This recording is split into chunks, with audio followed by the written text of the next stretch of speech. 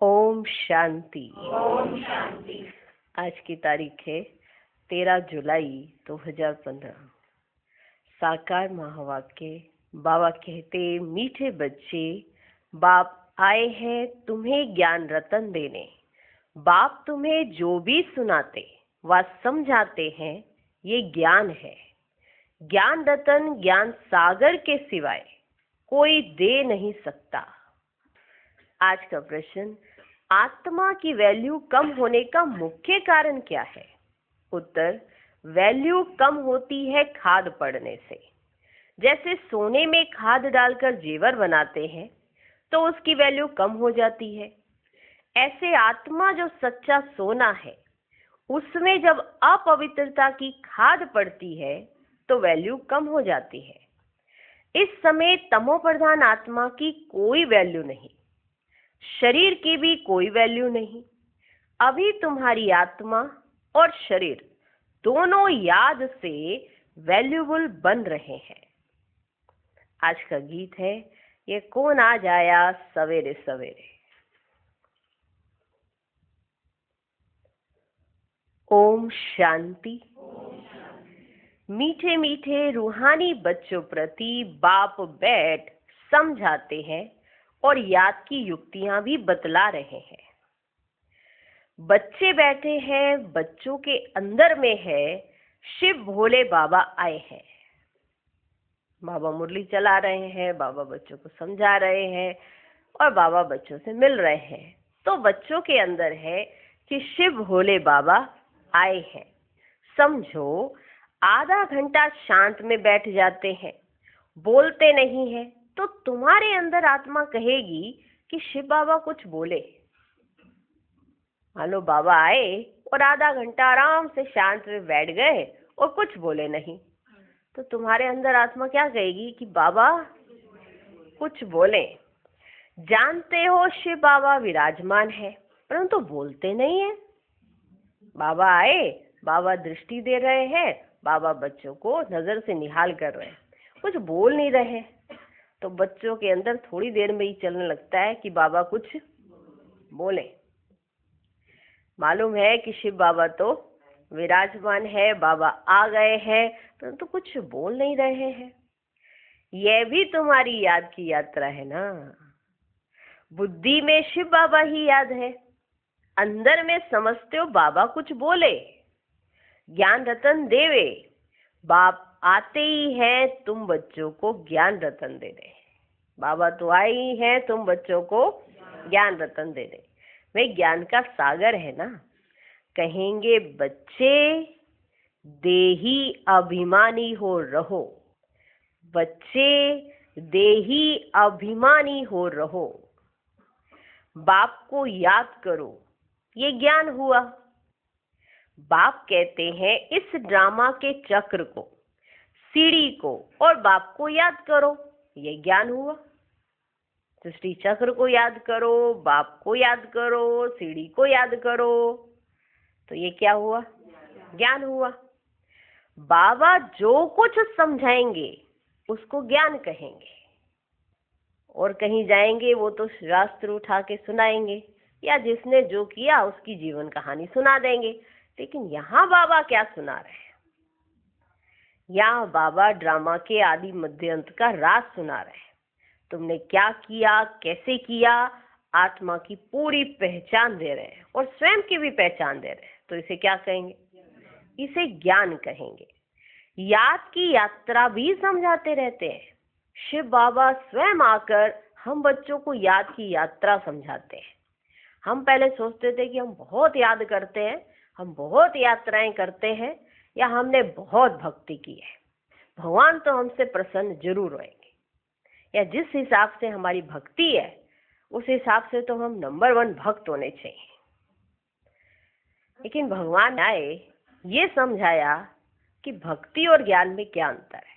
अब मैं तुम्हें बताता हूँ कि ज्ञान किसे कहा जाता है और भक्ति किसे कहा जाता है। तो बाबा ने एक एक बात एक्यूरेट समझा दी।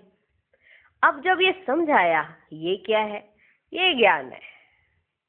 बाबा ने कुछ भी उठा कर नहीं समझाया, कुछ भी हाथ में लेकर नहीं समझाया, या किसी की जीवन कहानी नहीं समझाई।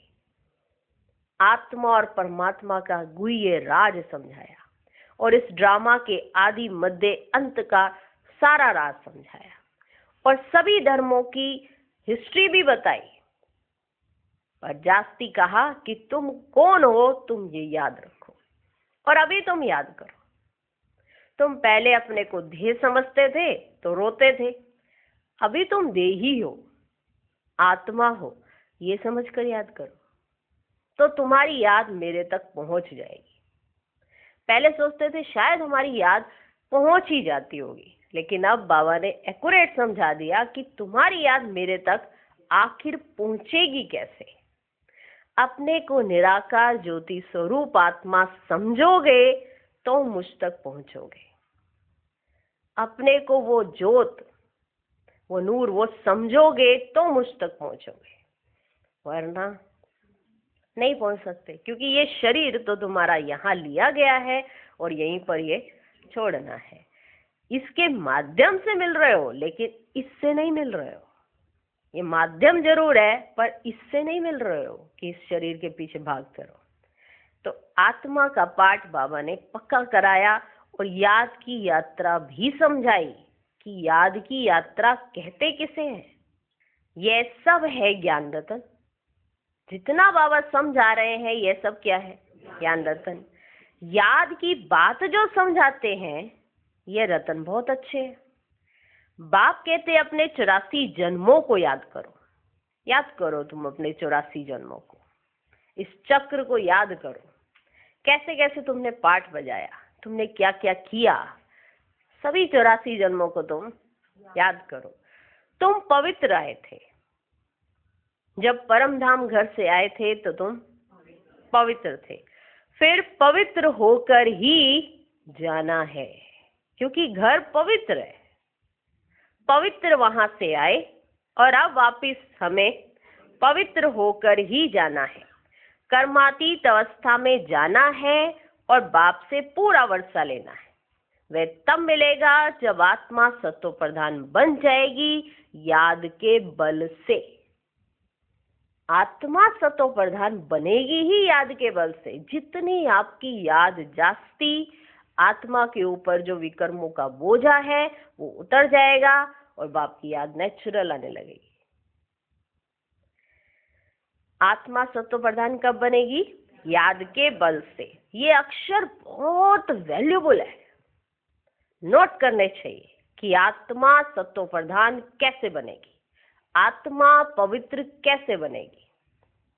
ये अक्षर मोस्ट वैल्यूबल है, नोट करने चाहिए। आत्मा में ही धारणा होती है। ये शरीर तो ऑर्गन्स है जो विनाश हो जाते हैं, इनमें धारणा नहीं होती है, आत्मा में धारणा होती है। इसलिए हर आत्मा अलग अलग तरीके से धारणाएं करती है, अलग अलग तरीके के संस्कार है। एक के संस्कार दूसरे से मेल नहीं खाते। जो आप सोचते हो वो दूसरा नहीं सोचता, जो दूसरा सोचता है वो आप नहीं सोचते, क्योंकि हर एक के संस्कार अलग अलग है। अब बाबा समझा रहे हैं कि तुम्हें कौन से संस्कार धारण करने हैं, माना आत्मा में धारणा कैसी होनी चाहिए। आत्मा में ही धारणा होती है। ये शरीर तो ऑर्गन्स हैं जो विनाश हो जाते हैं। संस्कार अच्छे व बुरे आत्मा में भरे जाते हैं। बाप में भी संस्कार भरे हुए हैं। किस चीज के? सृष्टि के आदि मध्य अंत की नॉलेज के। हमारे अंदर वो संस्कार नहीं है, लेकिन अभी भर रहे हैं बाबा।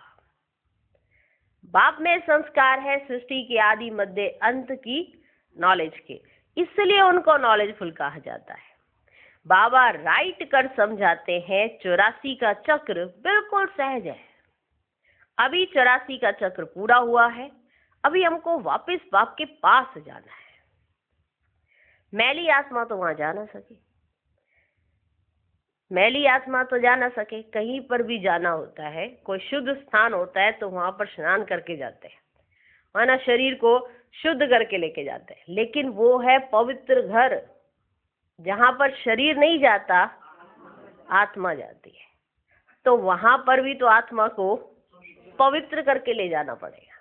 और पवित्र करेंगे कहाँ? यहाँ यहाँ। मैली आत्मा तो वहां जा ना सके तुम्हारी आत्मा पवित्र हो जाएगी तो फिर ये शरीर छूट जाएगा। पवित्र शरीर तो यहाँ मिल ना सके। ये पुरानी जुत्ती है, इनसे वैराग्य आता जा रहा है। आत्मा को पवित्र बन, फिर भविष्य में हमको पवित्र शरीर लेना है। सत्युग में हम आत्मा और शरीर दोनों पवित्र थे। इस समय तुम्हारी आत्मा अपवित्र बन गई है तो शरीर भी अपवित्र है। जैसा सोना वैसा जेवर। गवर्नमेंट भी कहती है हल्के सोने का जेवर पहनो, उसका भाव कम है। हल्के सोने का जेवर पहनो माना जिसके अंदर सोना कम हो, हल्के सोने का जेवर पहनो, उसका भाव कम है। अभी तुम्हारी आत्मा की भी वैल्यू कम है। वहां तुम्हारी आत्मा की कितनी वैल्यू रहती है? सतो प्रधान है ना, अभी है तमो प्रधान। खाद पड़ी है, कोई काम की ही नहीं है। आत्मा इस समय कोई काम की नहीं रही है, कमजोर है, मजबूर है, माना इस तरह से बंधन में है। किस कारण से? खाद पड़ जाने से। कोई काम की नहीं है। वहां आत्मा पवित्र है तो बहुत वैल्यू है, बहुत वैल्यू है। अभी 9 कैरेट बन गई है तो कोई वैल्यू नहीं है। इसलिए बाप कहते आत्मा को पवित्र बनाओ तो फिर शरीर भी पवित्र मिलेगा। ये ज्ञान और कोई दे ना सके, ये ज्ञान और कोई दे ना सके। बाप ही कहते हैं मामेकम याद करो। कृष्ण कैसे कहेंगे, वह तो देहधारी है ना। बाप कहते हैं, क्या कहते हैं? अपने को आत्मा समझ मुझ बाप को याद करो। कोई देहधारी को याद ना करो। अभी तुम समझते हो तो फिर समझाना है। शिव बाबा है निराकार, उनका अलौकिक जन्म है। तुम बच्चों को भी अलौकिक जन्म देते हैं। अलौकिक बाप, अलौकिक बच्चे। लौकिक, पालौकिक और अलौकिक कहा जाता है। तुम बच्चों को अलौकिक जन्म मिलता है। बाप तुमको एडॉप्ट कर वर्षा देते हैं। तुम जानते हो हम ब्राह्मणों का भी अलौकिक जन्म है। अलौकिक बाप से अलौकिक वर्षा मिलता है। ब्रह्मा कुमार कुमारियों बिगर और कोई स्वर्ग का मालिक बन ना सके। क्यों? क्योंकि बाप डायरेक्ट आया हुआ है, उन्होंने बनाया ब्रह्मा कुमार कुमारियां। ब्रह्मा कुमार कुमारियों ने बाबा को नहीं बनाया है, बाप ने बनाया है। इसलिए वर्षा भी बाप उन बच्चों को देते हैं। मनुष्य कुछ भी समझते नहीं। तुमको बाप कितना समझाते हैं। आत्मा जो पवित्र बनी है वह सिवाय याद के पवित्र बन नहीं सकती। याद में नहीं रहेंगे तो खाद रह जाएगी। पवित्र बन नहीं सकेंगे फिर सजाएं खानी पड़ेंगी। सारी दुनिया की मनुष्य आत्माओं को पवित्र बन वापस जाना है, शरीर तो नहीं जाएगा। बाप कहते अपने को आत्मा समझना कितना मुश्किल रहता है। धंधे आदि में वह अवस्था थोड़ी रहती है। बाप कहते अच्छा अपने को आत्मा नहीं समझते हो तो शिव बाबा को याद करो। धंधा आदि करते यही मेहनत करो कि मैं आत्मा इस शरीर से काम करती हूँ, मैं आत्मा ही शिव बाबा को याद करती हूँ। आत्मा ही पहले पहले पवित्र थी, अब फिर पवित्र बनना है। यह है मेहनत। इसमें बड़ी जबरदस्त कमाई है। बड़े बड़े राजाएं, प्रेसिडेंट आदि आज हैं, कल उनको मार देते। विलायत में क्या क्या होता रहता है। साहूकारों पर, राजाओं पर तो मुसीबत है। यहाँ भी जो राजाएं थे वे प्रजा बन गए हैं। राजाओं पर फिर प्रजा का राज्य हो गया है। ड्रामा में ऐसे नूंद है। पिछाड़ी में ये हाल होता है। बहुत ही आपस में लड़ते रहेंगे। तुम जानते हो कल्प पहले भी ऐसे हुआ था। तुम गुप्त वेश में दिल जान सिक व प्रेम से अपना गवाया हुआ राज्य लेते हो। बहुत गुप्त वेश में, किसी को पता भी नहीं पड़ता और तुम विश्व के मालिक बन जाते हो। वो इतने ढोल धमाके इतना सब कुछ करते हैं, उनको ये पता ही नहीं कि विश्व का मालिक बनने की पढ़ाई भगवान डायरेक्ट पढ़ा रहे हैं और आप गुप्त वेश में दिल व जान, सिक व प्रेम से अपना गवाया हुआ राज्य लेते हो। तुमको पहचान मिली है, हम तो मालिक थे, सूर्यवंशी देवताएं थे, अब फिर वह बनने के लिए पुरुषार्थ कर रहे हो, क्योंकि यहाँ तुम सत्यनारायण की कथा सुन रहे हो ना। ये है वो सच्ची सत्यनारायण की कथा, वो नहीं, उसमें तो कथा ही नहीं है कि कौन सी कथा सुनकर नर नारायण बने और नारी लक्ष्मी, कथा ही नहीं है। बाप द्वारा हम नर से नारायण कैसे बने, बाप आकर राजयोग सिखलाते हैं। भक्ति मार्ग में ये कोई सिखला ना सके। कोई भी मनुष्य को बाप टीचर गुरु नहीं कहेंगे। भक्ति में कितनी पुरानी कहानियां बैठ सुनाते हैं, ऐसा ऐसा हुआ, ऐसा ऐसा हुआ, कितनी पुरानी पुरानी। बाबा कहते ऐसा हुआ, ठीक है, वो हुआ, आज जो करोगे वो आगे के लिए यादगार बनेगा। इसलिए आज पर ध्यान दो कि आज तुम्हें कैसे कर्म करने हैं। उसमें सुनाते ऐसा ऐसा था, ऐसा ऐसा था। उस समय लोगों की बुद्धि भी तो वैसी वैसी थी। आज बुद्धि देखी है कैसी कैसी है। अच्छी चीजों में भी बुराइयां ढूंढने में देरी नहीं करते, बुद्धि ऐसी है। भक्ति में कितनी पुरानी कहानियां बैठ सुनाते हैं। अब तुम बच्चों को 21 जन्म विश्राम पाने के लिए पावन तो जरूर बनना पड़े। विश्राम चाहिए तो पावन तो जरूर बनना पड़े। अभी बाबा समझा रहे हैं, फिर समय और समय में डॉक्टर समझाएंगे। अभी भगवान कह रहे हैं कि अगर मेरी श्रीमत पर चल पावन बनोगे तो बादशाही तुम्हारी। फिर डॉक्टर्स कहेंगे अगर तुम्हें जिंदा रहना है तो पावन बनो। तो उस समय कोई बादशाही नहीं मिलनी है, सिर्फ उस समय कुछ समय तक जिंदा जरूर रह लेंगे। परहेज करेंगे तो, परहेज नहीं की तो गए। जहां 4 दिन जिंदा रहना वहां 1 दिन ही रहेंगे। तो अब तुम बच्चों को 21 जन्म विश्राम पाने के लिए कि आपको कोई मेहनत ना करनी पड़े, पावन तो जरूर बनना पड़े। बाप कहते अपने को आत्मा समझो। आधा कल्प तो ड्रामा अनुसार देह अभिमानी हो रहते हो, अब देही अभिमानी बनना है। ड्रामा अनुसार अब पुरानी दुनिया को बदल नया बनना है। दुनिया तो एक ही है, पुरानी दुनिया से फिर नई बनेगी। नई दुनिया में नया भारत था तो उसमें देवी देवताएं थे। कैपिटल भी जानते हो, जमुना का कंठा था, जिसको परिस्तान भी कहते थे। वहां नेचुरल ब्यूटी रहती है। आत्मा पवित्र बन जाती है तो पवित्र आत्मा को शरीर भी पवित्र मिलता है। बाप कहते मैं आकर तुमको हसीन 100 देवी देवता बनाता हूं। क्या बनाता हूं? हसीन 100 देवी देवता बनाता हूं। तुम बच्चे अपनी जांच करते रहो, कोई हमारे में अवगुण तो नहीं है, अपनी जांच करो।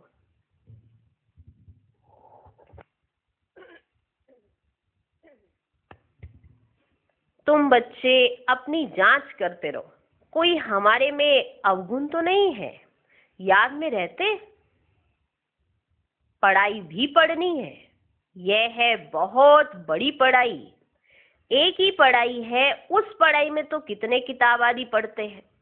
ये पढ़ाई है ऊंचते ऊंच, पढ़ाने वाला भी ऊंचते ऊंच शिव बाबा। ऐसे नहीं कि शिव बाबा कोई इस दुनिया का मालिक है, विश्व के मालिक तो तुम बनते हो ना। कितनी नई नई गुये बातें तुमको सुनाते रहते हैं। मनुष्य समझते हैं परमात्मा सृष्टि का मालिक है। बाप समझाते हैं मीठे मीठे बच्चों, मैं इस सृष्टि का मालिक नहीं हूं, तुम मालिक बनते हो और फिर राज्य गवाते हो। फिर बाप आकर विश्व का मालिक बनाते हैं। विश्व इसको ही कहा जाता है। मूल वतन व सूक्ष्म वतन की बात नहीं है, उसको विश्व नहीं कहेंगे, ये है स्थूल वतन। मूल वतन से तुम यहाँ आकर 84 जन्म का चक्र लगाते हो। फिर बाप को आना पड़ता है, फिर बाप को आना पड़ता है। दुनिया वाले बुला रहे हैं कि भगवान ना हो, भगवान को जानते नहीं। तुम भगवान से मिलते हो, भगवान को जानते हो और भगवान आपके सन्मुख आते हैं। कितनी बड़ी बात है। इस बात का नशा भी बच्चों में ना नंबरवार चढ़ता है। जैसा जैसा पुरुषार्थ होता है वैसा वैसा नशा होता है।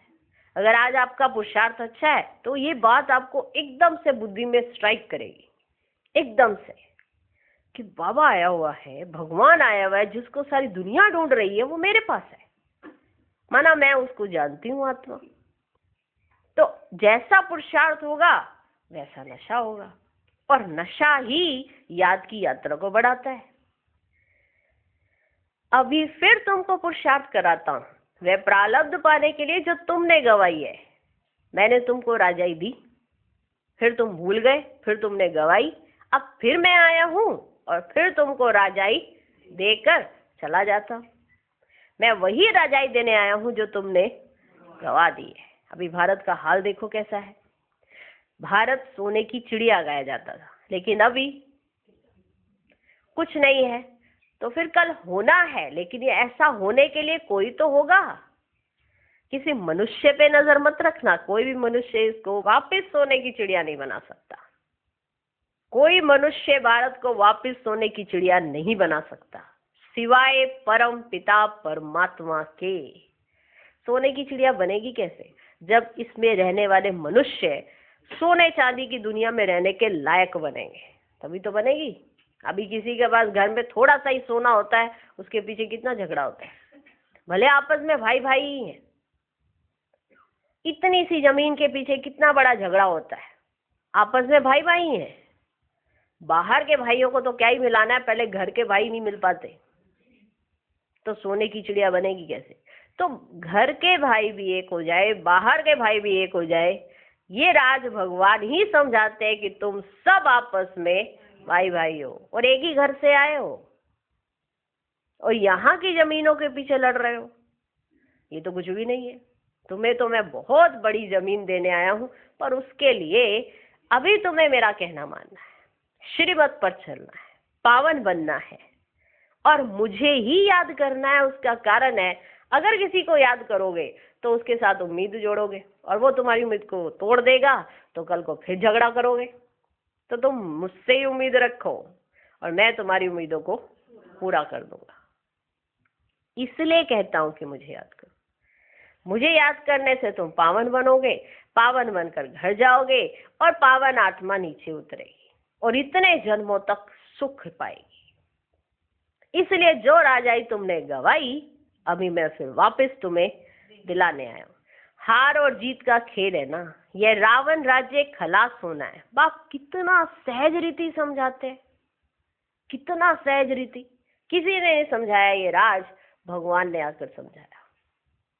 पहले क्या था, इसको याद कर लो, उसको याद कर लो। क्यों याद कर लो नहीं पता। अभी ये भी मालूम है कि हमें भगवान को क्यों याद करना है। तो कितना सहज रीति समझाते हैं। बाप खुद बैठ पढ़ाते हैं, वहां तो मनुष्य मनुष्यों को पढ़ाते हैं। हो तुम भी मनुष्य, परंतु बाप तुम आत्माओं को बैठ पढ़ाते हैं। हो तो तुम भी मनुष्य, परंतु बाप आत्माओं को बैठ कर पढ़ाते हैं। पढ़ाई के संस्कार आत्मा में ही रहते हैं। अभी तुम बहुत नॉलेजफुल हो, वह सब है भक्ति की नॉलेज। कमाई के लिए भी नॉलेज है, शास्त्रों की भी नॉलेज है। यह है फिर रूहानी नॉलेज, माना आत्मा की नॉलेज जो परमात्मा दे रहे हैं, वो नॉलेज अभी आपके पास है। भक्ति की भी नॉलेज होती है, कमाई करने के लिए भी नॉलेज होती है, शास्त्रों की भी नॉलेज होती है, और अभी तुम सुन रहे हो रूहानी नॉलेज। तुम्हारी रूह को रूहानी बाप बैठ नॉलेज सुनाते हैं। सोचो तो सही, तुम्हारी रूह को कौन नॉलेज सुना रहे इस समय? रूहानी बाप। 5000 वर्ष पहले भी तुमने सुनी थी यही नॉलेज। सारे मनुष्य सृष्टि भर में ऐसे कभी कोई पढ़ाता नहीं होगा। सारे मनुष्य सृष्टि भर में कोई भी मनुष्य किसी को ये नॉलेज नहीं दे सकते, जिस एक नॉलेज से पूरी नॉलेज का सारी से एक नॉलेज के अंदर है। कितने बड़े नॉलेजफुल लोग हैं। सारे मनुष्य सृष्टि भर में ऐसे कभी कोई पढ़ाता नहीं होगा। किसको भी पता नहीं ईश्वर कैसे पढ़ाते हैं। किसी को नहीं मालूम कि ईश्वर कैसे पढ़ाते हैं, क्योंकि ईश्वर पढ़ाए नहीं तो हमें समझ कहाँ से आएगी। ये प्रेरणा की बात नहीं है, क्योंकि अगर प्रेरणा में भगवान ने कुछ ऐसा कहा और बुद्धि हमारी तमो प्रधान है तो सतो प्रधान बात को रिसीव कैसे करेंगे। अब परमात्मा ऊपर बैठ के प्रेरणा दे, वो तो सतो प्रधान है, वो तो ये एवर ही प्योर है, और नीचे बैठी आत्मा इम्प्योर है, तो वो बात को रिसीव कैसे करेगी। अपनी बुद्धि पर महान उस बात का कुछ भी तथ्य निकाल सकती है, इसलिए भगवान डायरेक्ट ही बैठ के सुनाते हैं, ना कोई प्रेरणा, ना कोई और सिस्टम, ना किसी के थ्रू सुनना है, मैं ही तुमको डायरेक्ट सुनाता हूँ।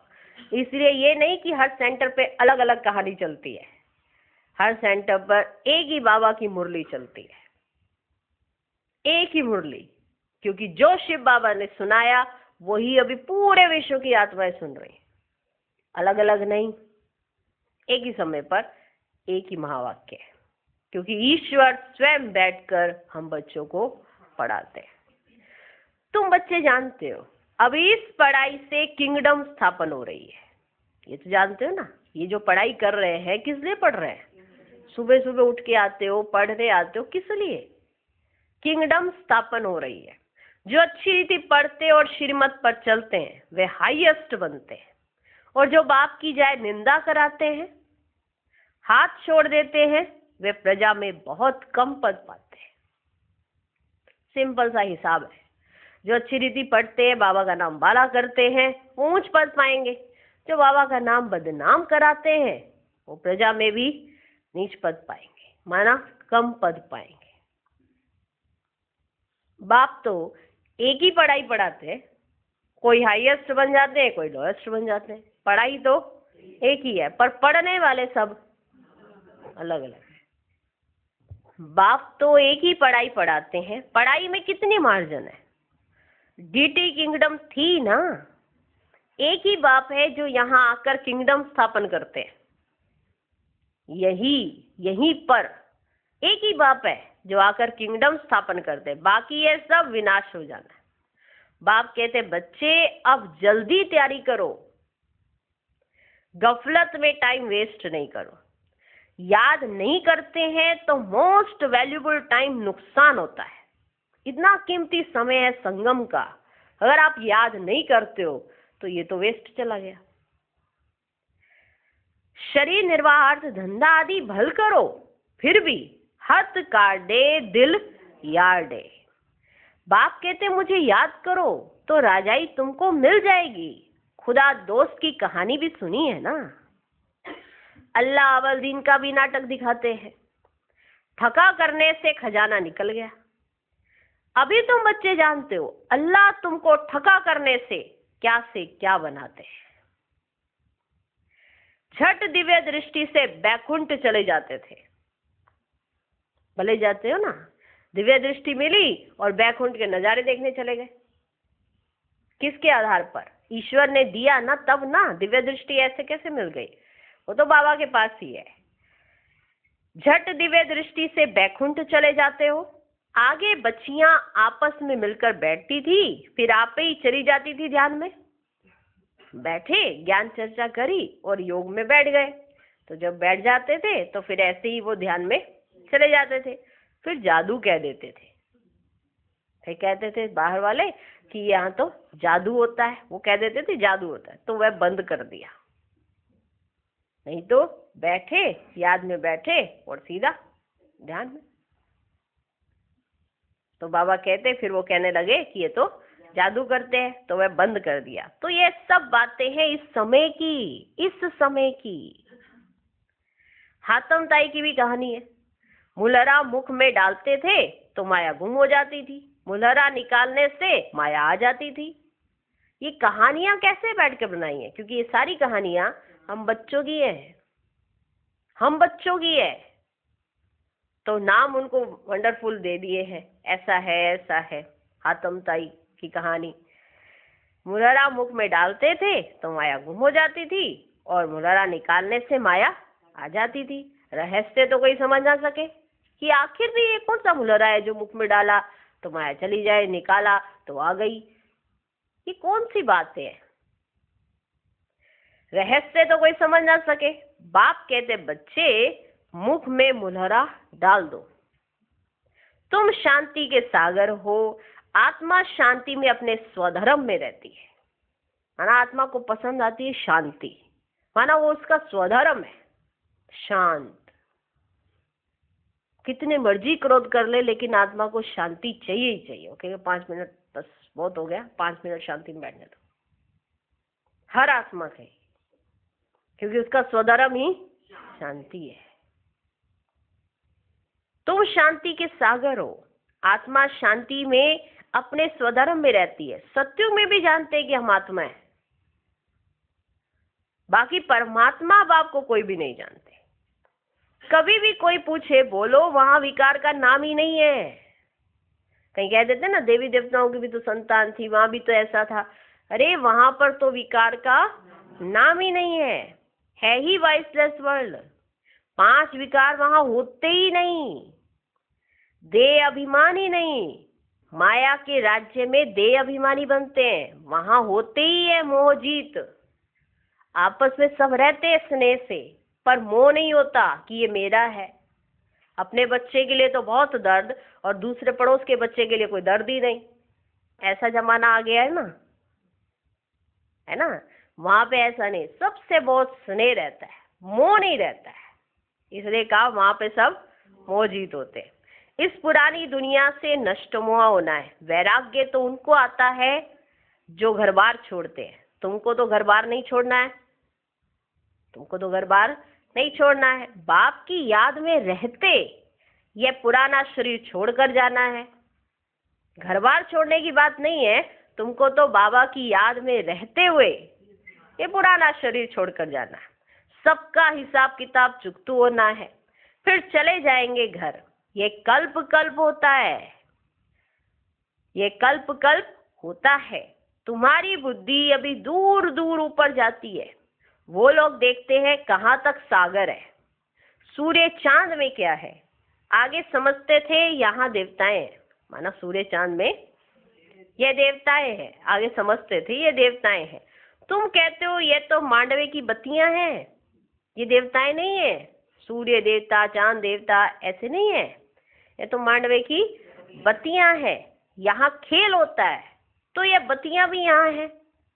जैसे नीचे हम सब पाठ बजा रहे हैं तो बत्तियां भी तो होंगी, होंगी कि नहीं होंगी जहाँ पे खेल होगा। अब दुनिया में हद का नाटक होता है तो वहाँ पे लाइट्स रखते हैं कि नहीं, या अंधेरे में खेल खेलेंगे। लोग आए देखने के लिए, अंधेरा हो गया, होगा क्या वो खेल? लाइट्स रखनी पड़ेगी ना उनको, होगी कि नहीं होगी। तो ऐसे ही यहाँ पे पूरी दुनिया में ये खेल चल रहा है। तो मांडवे की ये बत्तियां रखी हैं, सूरज और चांद और सितारे। देखो जैसे दिन होता है किसी को ये वाली लाइटें जलाने की जरूरत ही नहीं पड़ती, इतना सूरज की रोशनी होती है।